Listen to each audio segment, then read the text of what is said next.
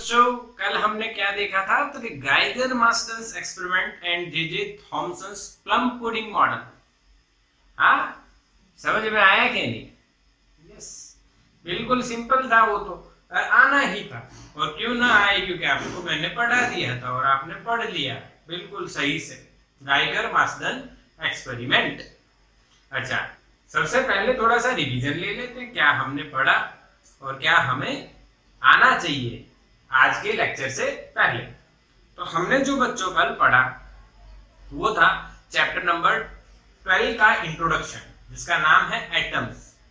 अब डाल्टन ने बताया कि कोई भी बॉडी होती है वो सिमिलर प्रॉपर्टी वाले कुछ पार्टिकल्स की बनी होती है, जिसको हम कह सकते हैं एटम्स। और उनको हम डिविजिबल नहीं मानते, वो छोटे से छोटा पार्टिकल माना गया था जब डाल्टन ने ये बात कही। बट बच्चों, ऐसा कहने से आप मान लो ये तो साइंटिस्ट जो होते हैं उनके खुद में ही नहीं होता, वो क्यों मानेंगे? वो रिसर्च करेंगे। हाँ, रिसर्च करी उन्होंने, तो स्टार्ट किया रिसर्च किसने? तो सबसे पहले किया स्टार्ट जे थॉमसन ने।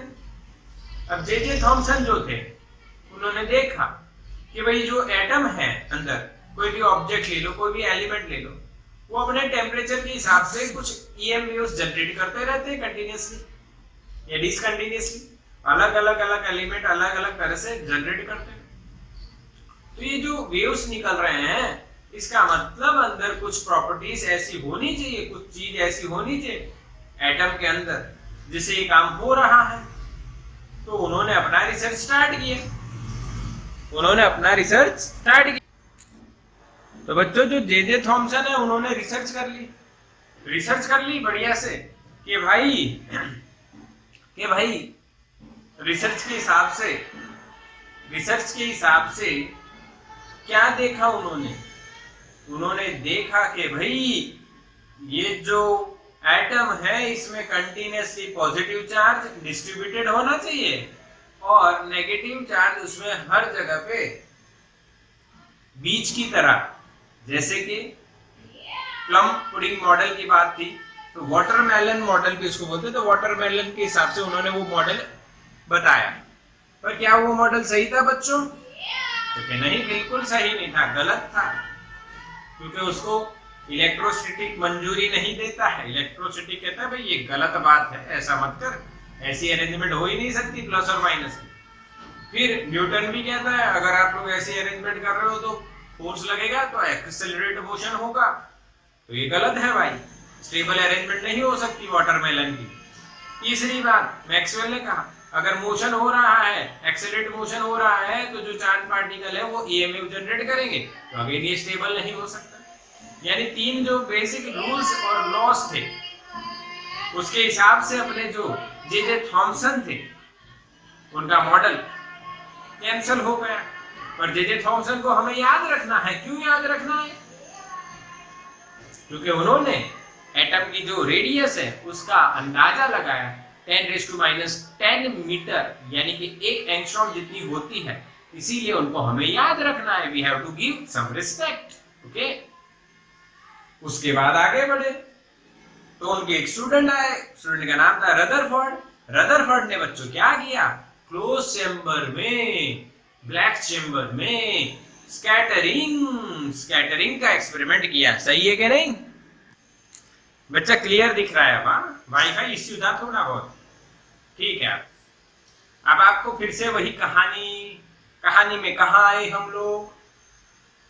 हाँ, रदरफोर्ड ने एक्सपेरिमेंट किया था क्लोज चेंबर वाला, जिसमें उन्होंने स्कैटरिंग एक्सपेरिमेंट किया था। और ब्लैक चेंबर भी बोलते हैं उसको।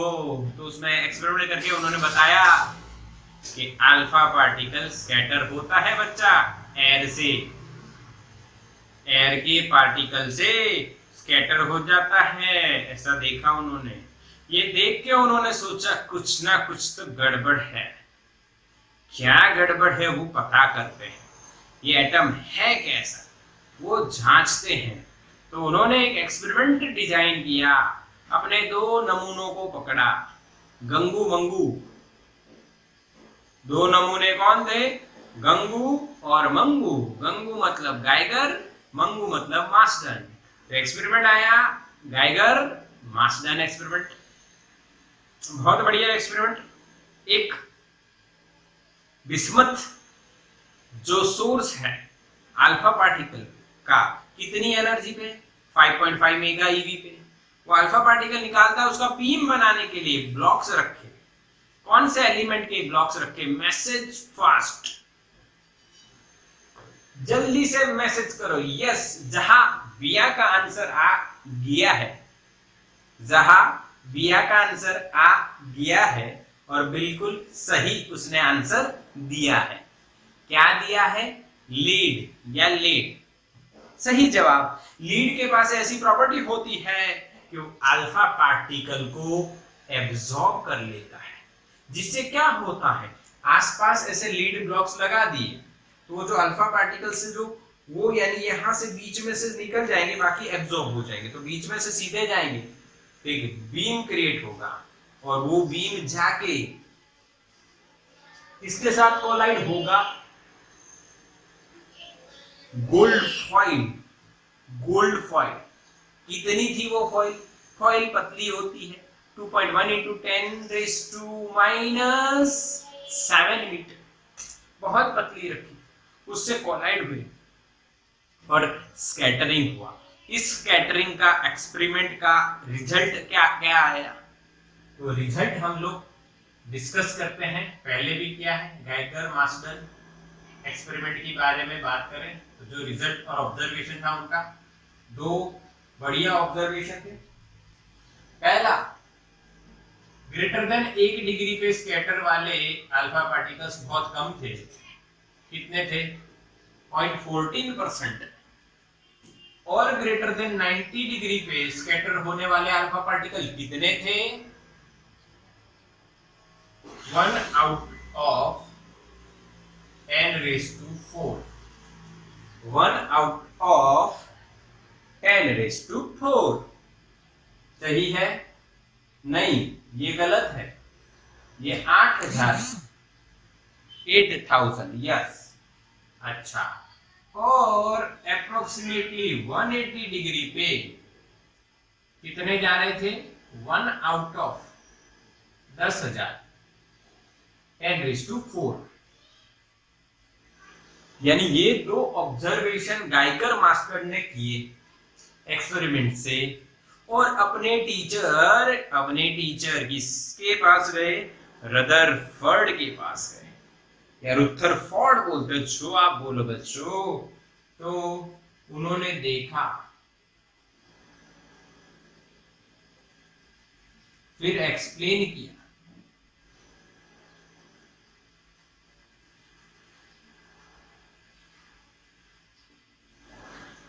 यानी आप मेरे स्टूडेंट हो, आप कोई एक्सपेरिमेंट करते हो, मैं कहता हूं कि ऐसा पढ़ाई करो, ऐसे पढ़ाई करो, जेईई मेंस की तैयारी करो, एडवांस की तैयारी करो, नीट की तैयारी करो, एम्स सेम हो गया है, बोर्ड की तैयारी करो, फिर आप ये सारा बर्डन लेते हो, अरे यार ये करो वो करो फलाना देखना, इतना करो, फिर आप करने के बाद कुछ प्रॉब्लम्स आती है, कुछ ऑब्जर्वेशन आपका होता है, वो ऑब्जर्वेशन आप खुद से शेयर करते हो। जैसे कि अभी एक मॉर्निंग की बैच मेरी चलती है, तो उसमें बच्चे मेरे से शेयर करते हैं कि सर हमें नींद आती है। वो तो आप भी कहोगे सर अभी 11 बजे हमें भी नींद आ रही है। अच्छा, नींद क्यों आती है, नींद क्यों आती है, क्या एक बढ़िया सी पिक्चर देखते हैं या मूवी देखते हैं तो हमें क्या नींद आती है, क्वेश्चन मार्क। हाँ, कोई सीरियल देखते हैं, लड़कियां देखती होंगी ज्यादा, फॉर एग्जाम्पल, ऐसा ब्लेम नहीं कर रहा हूं, बट ऐसा होता है क्योंकि हमारी दीदियां भी देखती थी बहुत ज्यादा सीरियलों में, ये सास बहू वाली सीरियल्स होती है ना, डेली सोप जिनको बोलते हैं, वो देखती, तो वो दूसरे दिन की क्यूरियोसिटी होती है कि नहीं बच्चों, हाँ कि नहीं, बोलो लड़कियां लड़कों सब लोग, कि आगे क्या होगा, ऐसा होता है। हाँ, वो आप वेब सीरीज देख रहे हो, एक एपिसोड लॉन्च होता है, फिर उसमें कहीं, यानी बाहुबली 1, बाहुबली 2, कटप्पा ने बाहुबली को क्यों मारा, कितना बड़ा क्वेश्चन था, हाँ कि ना, यस और नो। अरे किसी कोई मेरी बात ही नहीं मान रहा है, खाली एक लड़की निकिता है वो जो मेरी बात मानती है, बाकी तो सब लोग हाँ भाई जल्दी खत्म करना, 11:45 हमें दूसरा भी काम, यही लटके रहेंगे। तो बाहुबली 1 के बाद बाहुबली 2 देखने की जितनी क्यूरियोसिटी क्रिएट हुई सर, उतनी क्यूरियोसिटी ग्राइगर मास्टर के बाद उसके रदरफोर्ड की एक्सप्लेनेशन की नहीं हो रही है, नहीं हो रही। तो इसका रीजन क्या है? इसमें तो नींद आती, उसमें नींद नहीं आती। क्योंकि बच्चों मेरी बात समझना, फील करने की बात। जब आप बाहुबली पिक्चर देखते हो तो जो बाहुबली होता है उसमें आप अपने आप को फील करते हो, यस और नो? हाँ के ना? उसकी बॉडी देखते हो तो आप अपने आप को वहां रखने की सोचते हो कि मैं शायद ऐसा होता या इसकी जगह होता, यस और नो? क्लियर और नॉट? क्या मेरी बात सही है बच्चों? मैसेज करो फटाफट, मैसेज करो। अगर मेरी बात से कनेक्ट हो पा रहे हो तो मैसेज करो। नहीं कनेक्ट हो पा रहे हो, मैसेज नहीं आ रहा है। हाँ निकिता कह रही है हाँ, हम लोग इमेजिन करते हैं कि ऐसा होता, हम वहां होते तो हम क्या करते। जैसे लड़कियां देवसेना को देखती, अरे वाह देवसेना कितनी सुंदर है, इतनी खतरनाक है, ये सब वो हम लोग उसके अंदर एंटर हो जाते हैं। दैट्स वाई हमें मजा आता है। जैसे कई बच्चे WWE देखते होंगे, यस और नो? देखते हो कहीं रोमन रेंस, सुपरमैन पंच? आके ना यार, लड़कों आप मान ही नहीं रहे हो बात, कोई मैसेज ही नहीं करता, तो फिर मैं नहीं पढ़ाता। ठीक है हम लोग यही आ जाता, छोड़ दें। क्यों नींद आती उस बात को छोड़ देते, क्योंकि कोई मतलब ही नहीं लग रहा है, ऐसा लग रहा है। मैं पूछता हूं तो बताते नहीं हो, मैसेज ही नहीं कर रहे हो। क्या सोच के बैठे हो कि क्या होगा, क्या करेंगे आगे, क्या आंसर आएगा? नहीं, मैं बताता हूं बात, क्योंकि हम अपने आप को उसमें सोचते हैं, इसीलिए हमें वहां पे मजा आती है। और ये जब थियोरी हम पढ़ते हैं तब अपने आप को हम सोचते नहीं है, हम इसको पढ़ाई के तौर पे लेते हैं, इसीलिए हमें मजा नहीं आता। पर बच्चों इसमें आप अपने आप को कंसीडर कीजिए कि रदरफोर्ड था, गाइगर मास्टन था, एक एक्सपेरिमेंट किया तो भी गाइगर मास्टन रदरफोर्ड के स्टूडेंट्स थे, तो गाइगर मास्टर ने रिजल्ट लेके आए तो आप लोग रिजल्ट लेके आए, सर ऐसा ऐसा हुआ। हम लोग गए अपने टीचर के पास, रविंद्र सर के पास गए, सर ऐसा आया, अब एक्सप्लेन करो ऐसा क्यों आया। तो उसके बाद क्या पढ़ाया जाएगा आपको? Rutherford's explanation based on this experiment. Rutherford's explanation based on Geiger masters experiment. तो बच्चों दो एक्सपेरिमेंट के कंक्लूजन या ऑब्जर्वेशन है, उसके ऊपर से इन्होंने दो एक्सप्लेनेशन दी। पहली बात ये कि ग्रेटर देन 1 डिग्री से बहुत ही कम पार्टिकल जाते हैं। इसका मतलब ज्यादा से ज्यादा पार्टिकल सीधा निकल जाते हैं। ये एक रूम में बनाता हूं बच्चों, यहां से आप इन होते हो, यहां से आप सीधे निकल सकते हो। तो बताओ रूम भरा हुआ है या खाली है? बोलो, मैसेज करो, रूम भरा है या खाली? हाँ, आप एक रूम में एंटर होते हो एक साइड से, अंदर आपको कुछ दिख नहीं रहा है, पर आप सीधा निकले और जैसे गए और सीधे बाहर निकल गए, तो आप क्या कहोगे? रूम कैसा है? भरा हुआ है या खाली है? अंदर से खाली है ना, क्योंकि आप सीधा निकल गए बच्चों, तो खाली रूम है। खाली रूम है तो ऐसा ही हुआ। यहां पे देखो, अंदर गोल्ड फॉइल के जो एटम्स थे उनमें से ज्यादातर सीधे के सीधे निकल गए, यानी एटम जो है वो कैसा होना चाहिए? अंदर से हॉलो होना चाहिए। Atom is hollow. ये फर्स्ट ऑब्जर्वेशन।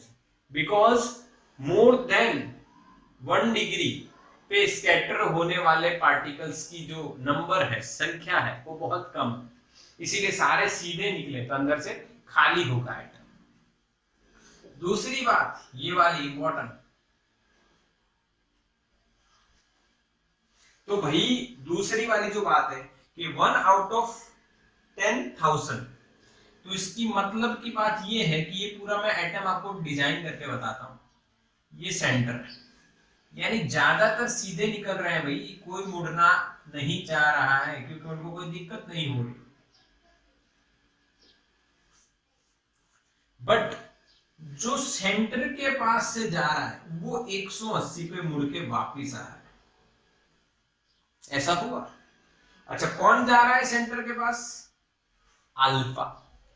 अल्फा यानी क्या पता है? Nucleus of helium. हीलियम के न्यूक्लियस को हम क्या बोलते हैं? अल्फा। यानी जो अल्फा पार्टिकल है वो एक तरह से हीलियम का न्यूक्लियस है, जिसका चार्ज कितना होगा? +2e। कैसे? तो हीलियम के न्यूक्लियस के अंदर कितने प्रोटॉन? 2। कितने न्यूट्रॉन? 2। तभी उसका atomic number, mass number, atomic mass number 4 है। तो चार्ज कितना होगा? तो 2 प्रोटॉन का चार्ज 2e, न्यूट्रॉन तो चार्जलेस। तो न्यूक्लियस का हीलियम है अल्फा, इसीलिए उसका चार्ज +2e है। अब वो प्लस इधर जाके इस सेंटर पे टच नहीं होता, उससे रिपील होके वापस आ जाता है।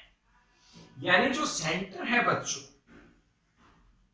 वो सेंटर है ना पॉजिटिव चार्ज वाला होना चाहिए। इस एक्सप्लेनेशन में उन्होंने ऐसा कहा कि अगर ऐसा होता है यानी कि सेंटर पॉजिटिव चार्ज और मैसिव होना चाहिए, यानी ऑलमोस्ट सारा मास यहां पे कॉन्सेंट्रेटेड होना चाहिए और उसका चार्ज कैसा होना चाहिए? पॉजिटिव। और इस सेंटर को उन्होंने नाम दिया न्यूक्लियस। क्या नाम दिया? न्यूक्लियस। और उसकी रेडियस उन्होंने निकाली 10⁻⁻14 या अप्रोक्सीमेटली -15 मीटर उन्होंने निकाली। बोलो समझ में आया एक्सप्लेनेशन बच्चों? यस और नो? हाँ के ना बोलो, क्लियर के नहीं? Rutherford's explanation about the Geiger-Masten experiment is very simple. With दो atom is hollow and center positive और massive होना चाहिए और न्यूक्लियस 10⁻⁻14 मीटर जितना रेडियस होना चाहिए। तो इसका स्क्रीनशॉट ले लो बच्चों, स्क्रीनशॉट लो इसका फटाफट।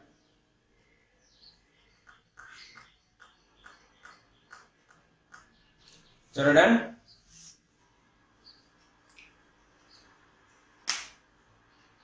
क्लियर? यस।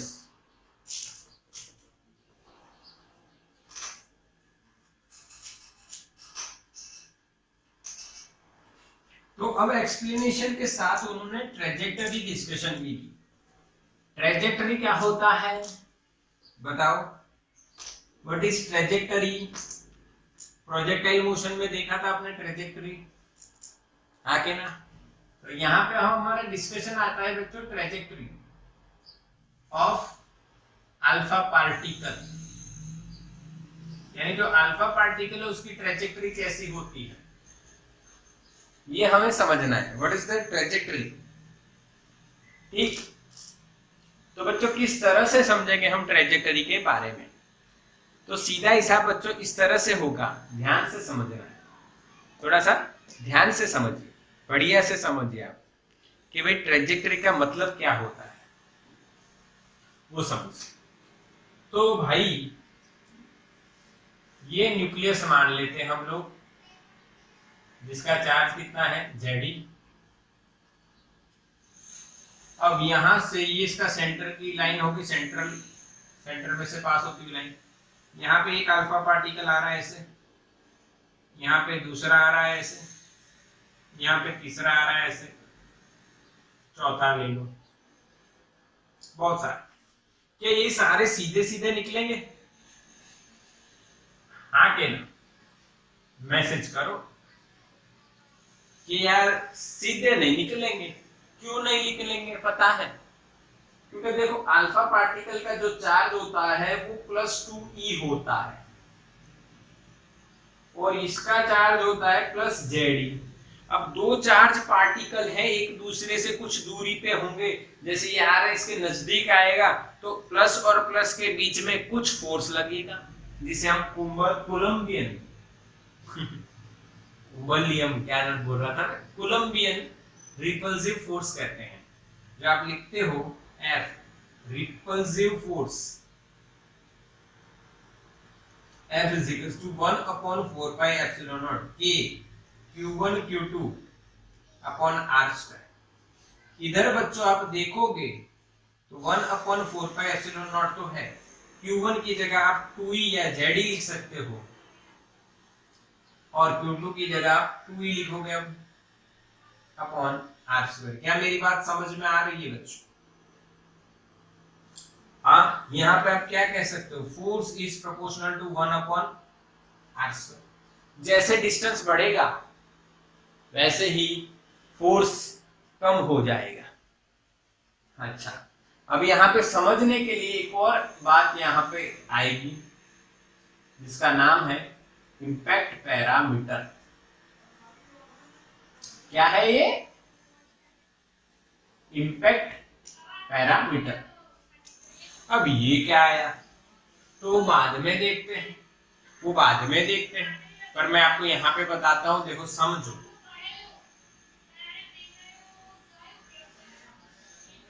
ये यहां गया और यहां से वापस आ गया, आगे ना वापस आ गया। ये यहां था बच्चों, ये ऐसे गया थीटा 1 और ये थीटा 2 और इसका थीटा 3। तो बताओ बच्चों, जैसे दूरी बढ़ रही है वैसे एंगल बढ़ रहा है या घट रहा है? बताओ, मैसेज करो। ये जो दूरी बढ़ रही है वैसे एंगल इंक्रीज हो रहा है या डिक्रीज हो रहा है? Message fast. यस समर्थ का आंसर आ गया पहले ही, डिक्रीज हो रही, दिख रहा है वे एंगल डिक्रीज हो रहा है। रीजन क्या है? रीजन ये है, जैसे दूरी बढ़ेगी वैसे ही फोर्स कम हो जाएगा और धक्का कम लगेगा तो थोड़ा सा ही डेविएट होगा, deviation decreases. When distance from the center of nucleus increases, deviation decreases। तो ये जो डिस्टेंस होता है यहाँ पे उसको बोला गया है V। V यानी इम्पैक्ट पैरामीटर। हाँ, इसीलिए मैं यहाँ पे लिखता हूं उसकी definition, the perpendicular distance of initial velocity vector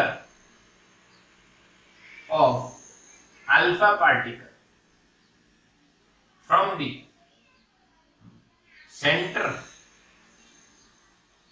of nucleus is called impact parameter। समझ में आया बच्चों? तो सेंटर में से पास होती जो लाइन है उससे परपेंडिकुलर डिस्टेंस जो होगा उसको हम क्या बोलेंगे? Impact parameter. ये जो इम्पैक्ट पैरामीटर है वो एंगल के इनवर्स में होगा।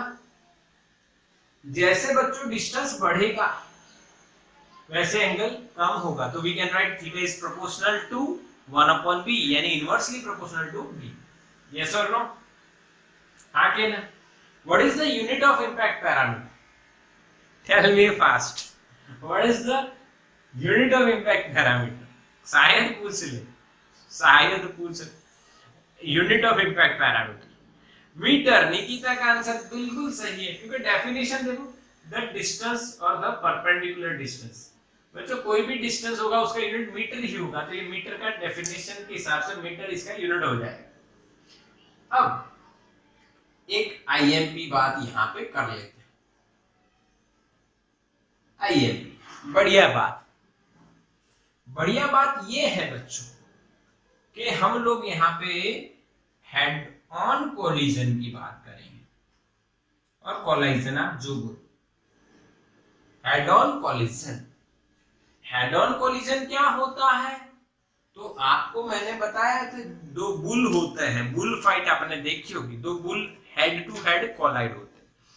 हाँ, यानी इसका सेंटर, अल्फा पार्टिकल का सेंटर और न्यूक्लियस का सेंटर एक ही लाइन में हो, तो बताओ उस समय बी कितना होगा? बताओ, जब अल्फा पार्टिकल और न्यूक्लियस का सेंटर एक ही लाइन में होंगे तब बी कितना होगा? मैसेज करो। यस, राइट आंसर बच्चों, 0 होगा।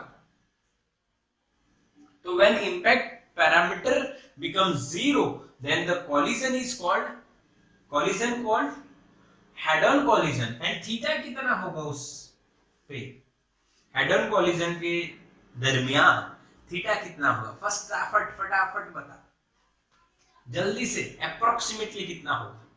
नॉट एक्जेक्टली, अप्रोक्सीमेटली सोचो। यस निकिता, राइट आंसर बच्चा, 180 डिग्री। कैसे? यहां दिख रहा है, देखो ये सीधा जाना था, पूरा मुड़ गया वापस। मैं ऐसे जा रहा था, वापस ऐसे आ गया। This is called 180 degree shift. तो हेड ऑन कॉलिजन में अल्फा पार्टिकल कितना एंगल घूम जाएगा? 180, और बी क्या होगा? 0। चलो समझ में आया। अब इस समय पे क्या होगा, यहाँ पे आपको ध्यान रखना है, समझना है। यहाँ पे मान लो ये अल्फा पार्टिकल है, इनके बीच की दूरी मान लो d है। यहाँ पे इनिशियली वो बहुत दूर से आ रहा है, तो इसकी kinetic energy ki, potential energy 0 हो जाएगी, kinetic energy is not equals to 0। बहुत दूर पे कोई चार्ज पार्टिकल होगा, हाँ, तो उनकी पोटेंशियल एनर्जी का इक्वेशन तो आपको पता है ना, k q1 q2 upon r। अगर r बहुत ज्यादा होगा तो ये अप्रोक्सीमेटली क्या हो जाएगा? 0। तो बहुत ज्यादा दूरी पे पोटेंशियल एनर्जी 0 होती है, और जब वो यहाँ पे आता है और टर्न लेता है तब काइनेटिक एनर्जी क्या हो जाएगी? 0, और potential energy not equals to 0। क्यों? जब वो टर्न लेगा, देखो बच्चों मैं भागते आ रहा हूं, मेरी काइनेटिक बहुत दूर हूं मैं, तो इन दो चार्ज पार्टिकल से बनता जो सिस्टम है उसकी काइनेटिक पोटेंशियल एनर्जी क्या हो जाएगी? 0, k q1 q2 upon r। r बहुत ज्यादा, पोटेंशियल एनर्जी 0। काइनेटिक एनर्जी वो दौड़ रहा है तो है, वो आया, अब रिपल्सन हुआ, अब वो रुका तो काइनेटिक एनर्जी 0, और फिर मुड़ा। ठीक है, यहाँ पे काइनेटिक एनर्जी क्या हो गई? 0। तो हेड ऑन कॉलिजन के दरमियान अगर आप law of conservation of momentum, mechanical energy लगाओ, नॉट मोमेंटम, मैकेनिकल एनर्जी लगाओ, तो k initial is equals to u final. इसका एडिशन दोनों बराबर होने चाहिए, तो k फाइनल 0, u इनिशियल 0, यानी k initial is equals to u final बचेगा। k इनिशियल तो हमें गिवन होगा, u फाइनल क्या होगा? k डायरेक्ट लिखता हूं 2ze², हाँ के ना बच्चों, अपॉन d। क्यों? k q1 q1 कितना बच्चों? 2e, ये ze, तो 2ze² अपॉन d। तो distance of closest approach,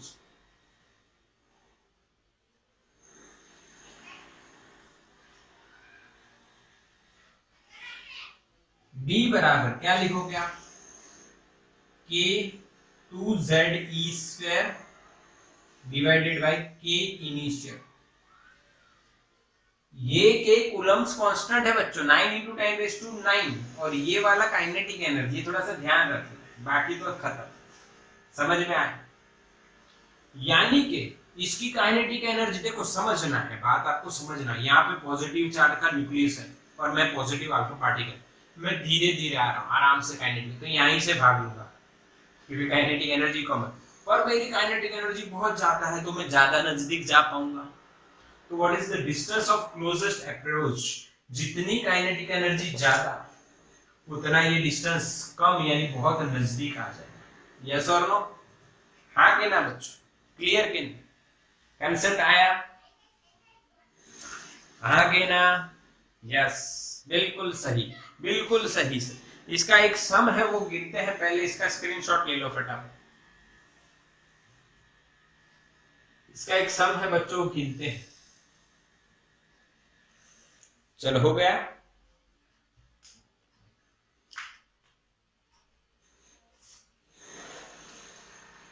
okay चलो इसका बस एक सम गिनते हैं डिस्टेंस ऑफ क्लोजेस्ट अप्रोच का।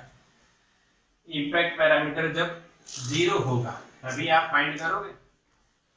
और कैसे फाइंड करोगे ये मैंने बताया भाई, initial kinetic is converted into potential, then you will get the final answer simply distance of closest approach.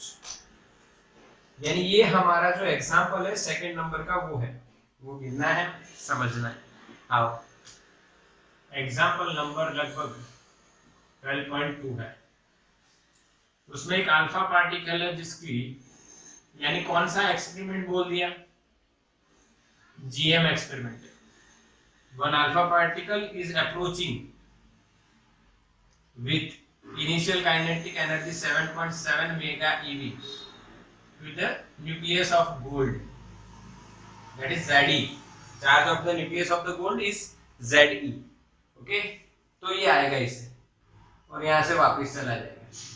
तो यहाँ पे जब आया बच्चों तब ये जो डिस्टेंस हुआ इसको क्या बोलेंगे, डिस्टेंस ऑफ क्लोजेस्ट अप्रोच। और यही आपको फाइंड करना है, यही आपको फाइंड करना है।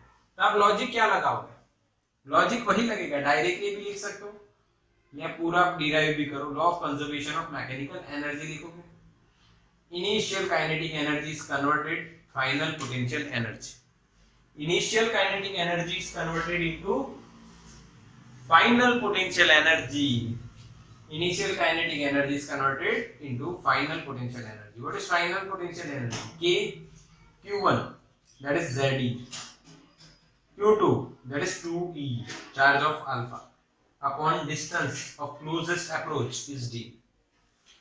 अब बच्चों मेरे को ये बताओ, मेरे को एक बात बताओ कि भाई आपको अगर ये स्मॉल डी निकालना है तो उसको सब्जेक्ट बनाओ, और क्या यहाँ पे मिलेगा आपको 2Ze² डिवाइडेड बाय K। बस ना, आ गया कि नहीं। अब सिर्फ आपको क्या करनी है बच्चों, वैल्यूज पुट करनी, और जैसे ही आप वैल्यूज पुट कर दो आपको मिल जाएगा आंसर। आंसर कैसे मिलेगा वो तो आपको पता है, 9 × 10⁹ रखेंगे स्मॉल k की जगह, ये 2, यहाँ पे Z। अच्छा गोल्ड का जो Z है वो आपको याद होना चाहिए क्योंकि आप थियोरेटिकली गाइगर मास्टर एक्सपेरिमेंट पढ़ रहे हो, तो जो गोल्ड का जो आपको Z है बच्चों वो पता होना चाहिए, ठीक है। E का स्क्वायर यानी 1.6 × 10⁻⁻19 का आपको स्क्वायर करना है, divided by initial kinetic energy जो 7.7 मेगा eV है, यानी 7.7 मेगा की जगह आप 10⁶ लिखोगे, और eV इलेक्ट्रॉन वोल्ट की जगह आप जूल कन्वर्ट कर रहे हो, यहाँ पे आप 1.6 × 10⁻⁹19। ये क्या बच्चों मेरी बात बिल्कुल सही है, समझ में आया कि नहीं बच्चों, बिल्कुल क्लियर। ये पूरा एक कट हो जाएगा यहां से, ठीक है, स्क्वायर और नीचे वो वैल्यू सेम है तो कट हो जाएगा। जो बचा उसको सॉल्व करो, तो अप्रोक्सीमेटली आपको आंसर 3 × 10⁻14 मीटर मिलेगा, जो भी मिलता हो ये मिलेगा कुछ आसपास। तो आप इसको 30 फर्मी यानी फेम्टोमीटर भी कह सकते हो, क्योंकि 10⁻14 यानी 10⁻15 करने के लिए आपको 10 से डिवाइड करना है और मल्टीप्लाई करना। मल्टीप्लाई किया तो 30 और 10 से डिवाइड किया तो 10⁻15, जिसको फेम्टो बोलते हैं। तो फेम्टोमीटर इज आवर आंसर। बोलो आया कि नहीं बच्चों क्वेश्चन? बिल्कुल सटीक लॉजिक लगाया आपने और सीधा आपने आंसर दिया है। बढ़िया से तो स्क्रीनशॉट लो इसका, बढ़िया। चलो, यानी आपको ट्रेजेक्टरी निकालना आ गया और distance of closest approach small D find करना आ गया। अब हम बात करते हैं बच्चों किस चीज की, ये ध्यान से आपको समझना है। हम बात करते हैं किस चीज की, अब हम बात करते हैं रदरफोर्ड के मॉडल की। यानी रदरफोर्ड ने गाइगर मास्टर के एक्सपेरिमेंट से जो रिजल्ट पाया और जो नॉलेज उनके पास नया आया, उस नॉलेज का यूज करके उन्होंने कहा जैसे थॉमसन का जो मॉडल गलत है तो उसकी जगह एक सही मॉडल हम रिप्रेजेंट करते हैं, तो रुदरफोर्ड्स और रदरफोर्ड्स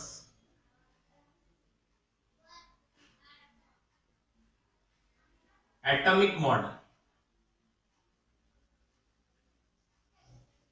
और इसको आप प्लैनेटरी मॉडल भी बोल सकते हो।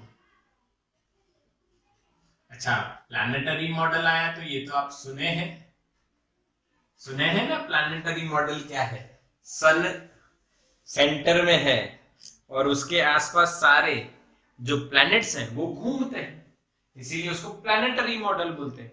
और वही प्लैनेटरी मॉडल रुदरफोर्ड ने एटम के लिए भी दिया। उन्होंने क्या किया देखो, उन्होंने कहा जैसे सन सेंटर में होता है और उसके आसपास प्लैनेट घूमते रहते हैं, वैसे ही यहाँ पे न्यूक्लियस होता है, सन बन जाता है न्यूक्लियस, और ये प्लैनेट क्या मान लो, इलेक्ट्रॉन। इस तरह से उन्होंने अपना प्लैनेटरी मॉडल रिप्रेजेंट किया आपके सामने।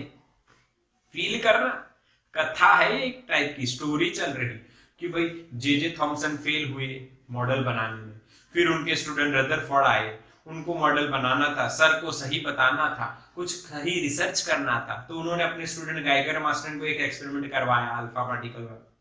उसके रिजल्ट्स जो आए, उनके ऑब्जर्वेशन जो आए, उनको ऑब्जर्व किया इन्होंने, और ऑब्जर्व करके इन्होंने एक मॉडल तैयार किया जिसका नाम है प्लैनेटरी मॉडल। समझ में आई ना स्टोरी? अच्छा, तो ये प्लैनेटरी मॉडल बिल्कुल आपको समझ में आया। ओके, हाँ, बस बट ये जो प्लैनेटरी मॉडल है बच्चों, ओके, ये प्लैनेटरी मॉडल जो सही है, बनाया है, बढ़िया है, बट जैसे मैं आपको कुछ यहाँ पे कहूं बच्चों कि ऐसा होता है, अभी घड़ी में 12 बजे हैं, तो सब लोग देखेंगे 12 बज गए। नहीं सर, आप गलत हो, आपकी घड़ी चाय पीती नहीं है, आपकी घड़ी ने लगता है कुछ खा लिया है, एनर्जेटिक, आगे भाग रही है। हाँ, आपकी घड़ी नींद में नहीं है, आपकी घड़ी एक्टिव ज्यादा हो गई है, यानी आपने घड़ी को दिवाली में साफ किया था, किससे? एक्टिव व्हील से इसीलिए वो ज्यादा एक्टिव हो गई और आगे भाग रही एक्टिव व्हील से साफ किया था, ठीक? नहीं बच्चों, 12 नहीं बजे सर, घड़ी में 12 नहीं, हमारे 12 बज गए ये रदर बोर्ड कर करके हमारा पूरा फूट गया है ऐसा नहीं बच्चों, मजा लेना है जीवन में, हाँ, पढ़ना है, अच्छी तरह से पढ़ना है, अच्छी तरह से काम करना है। तो रदरफोर्ड का जो मॉडल है उसकी कोई गारंटी नहीं है, हाँ, तो इसकी कुछ लिमिटेशन बताई गई। जैसे आप कुछ सॉल्यूशन बताओ तो उसकी कुछ लिमिटेशंस भी होती हैं, जैसे मैथ्स में आपको पता ही है। तो लिमिटेशंस यहाँ पे देखो कैसे एक्सप्लेन की गई, बढ़िया से, बिल्कुल सटीक लॉजिक से। ये प्लस है सेंटर में और यहाँ पे माइनस घूम रहा है, तो अट्रैक्शन के कारण ये स्पाइरल शेप हो जाएगा, जैसे वो सांप कुंडली मार के नहीं बैठता ऐसे और फिर ऐसे फन खड़ा करता है, वैसा स्पाइरल शेप हो गया है।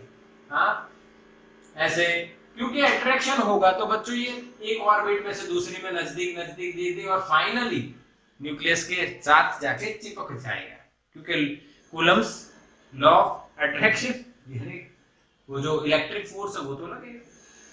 तो अगर ऐसा हुआ तो दुनिया में एंटमैन आ जाएगा, एंटमैन आ जाएगा। देखा है ना, उसकी साइज छोटी हो जाती है, क्यों? क्योंकि उसके एटम के बीच की जो जगह है वो कम हो जाए तो साइज छोटी हो जाए, फिर वो साइज बड़ी भी हो जाती है। ऐसा सिस्टम बताते हैं हमें, मार्वल मूवी है एंटमैन, उसमें ऐसा बताते हैं, पर ऐसा हमें नॉर्मली दिखने को नहीं मिलता है। मान लो ये डस्टर है बच्चों, ये डस्टर छोटा हो गया अचानक से, कुछ ऐसा एक्सपेरिमेंट किया, ऐसे इसका मतलब क्या है, ये दोनों नजदीक आ गए, पर ऐसा हो रहा है नहीं, ये इसका अंदर के जो एटम है वो स्टेबल। हाँ, तो यानी Rutherford fail to explain stability of atom. Atom तो स्टेबल है बच्चों, पर रदरफोर्ड वो समझा नहीं पाए। ये मॉडल मान लेते हैं सही है, पर अगर ये सही है तो ऐसा ना हो जाए, तो वो समझा नहीं पाए। क्या बच्चों आपको मेरी बात समझ में आई कि नहीं? यस और नो? बिल्कुल क्लियर। तो बच्चों समझ में आया ना? पहली बात, स्टेबिलिटी समझा नहीं सके भाई, यानी ये दोनों तो एक दूसरे को खींच लेंगे। अगर ये स्टेबल है, एक जगह पे बैठा है, तो इसको खींच के अंदर लेके आएगा, तो ये सांप के जैसे कुंडली मारेगा और स्पाइरल शेप बन जाना चाहिए, पर ऐसा नहीं होता क्योंकि एटम स्टेबल है। तो क्यों है ये समझा नहीं पाए। दूसरी बात, जो एलिमेंट के एटम्स होते हैं उनसे जो स्पेक्ट्रम बनता है, स्पेक्ट्रम यानी वो वेव्स जनरेट करते हैं। अब वो जो वेव्स जनरेट करते हैं वो वेव से एक स्पेक्ट्रम बनता है जो कंटिन्यूअस नहीं है। बट अगर ऐसा हो तो क्या होगा ये देखो, समझो। ये यहाँ पे सर्कुलेटरी मोशन कर रहा है मान लेते हैं, तो उसकी जो फ्रीक्वेंसी ऑफ रिवॉल्यूशन होगी वो डिक्रीज होगी या चेंज, डिक्रीज या इंक्रीज, इंक्रीज होगी डिक्रीज होगी, वो क्या हो जाएगी? चेंज हो जाएगी। क्यों चेंज होगी? क्योंकि देखो ये पहले यहां घूम रहा था कुछ वेलोसिटी से, फिर नजदीक आ रहा है, तो वेलोसिटी और फ्रीक्वेंसी चेंज हो जाएगी। वेलोसिटी भी मान लेते हैं हम, वेलोसिटी और फ्रीक्वेंसी दोनों चेंज हो जाएगी। इसीलिए according to electromagnetic wave theory, यहां से जो ईएम वेव इससे निकलेंगे उसकी जो लैम्डा है और वी कैन से फ्रीक्वेंसी, वो भी क्या हो जाएगी? चेंज हो जाएगी, यानी कंटिन्यूअसली चेंज होती रहेगी। इसके कारण हमें जो स्पेक्ट्रम मिलना चाहिए वो स्पेक्ट्रम ऑफ वेवलेंथ और फ्रीक्वेंसी वो कंटिन्यूअस मिलेगा, क्योंकि continuously frequency of revolution change हो रही, इसलिए इससे जो निकलता है ईएम वेव। ध्यान से सुनना है मेरी बात फिर से। ईएम वेव थियरी क्या है कि अगर कोई चार्ज पार्टिकल मोशन में है तो उसका जो रिवॉल्यूशन का फ्रीक्वेंसी है उतनी ही फ्रीक्वेंसी के वो वेव जनरेट करता है। अब यहां पे वो कंटिन्यूअसली अंदर जाता जा रहा है तो उसका रिवॉल्यूशन का वेलोसिटी और फ्रीक्वेंसी चेंज होता है। अगर वो वेलोसिटी और फ्रीक्वेंसी चेंज होता है, वेलोसिटी और फ्रीक्वेंसी चेंज होता है, अगर वो वेलोसिटी और फ्रीक्वेंसी क्या होता है? चेंज होता है, तो उससे जनरेट होते हुए ईएम वेव की फ्रीक्वेंसी भी चेंज होनी चाहिए कंटिन्यूअसली। तो ऐसे जो स्पेक्ट्रम मिलेगा वो कंटिन्यूअस स्पेक्ट्रम मिलेगा। बट जब इसका स्पेक्ट्रम बनाया जाता है बच्चों तो कंटिन्यूअस नहीं मिलता है, वो लाइन यानी लीनियर स्पेक्ट्रम मिलता है, लाइन स्पेक्ट्रम बोलते हैं उसको, वो मिलता है। यानी यहां पे भी जो रदरफोर्ड्स मॉडल है उसकी लिमिटेशन आ जाती है और वो थोड़े से गलत साबित हो जाते हैं, यानी वो समझा नहीं पाते। क्या बच्चों मेरी बात समझ में आई? हाँ कि ना? लिमिटेशंस एंड इट्स मॉडल बिल्कुल क्लियर। तो इसका स्क्रीनशॉट ले लो फटाक से।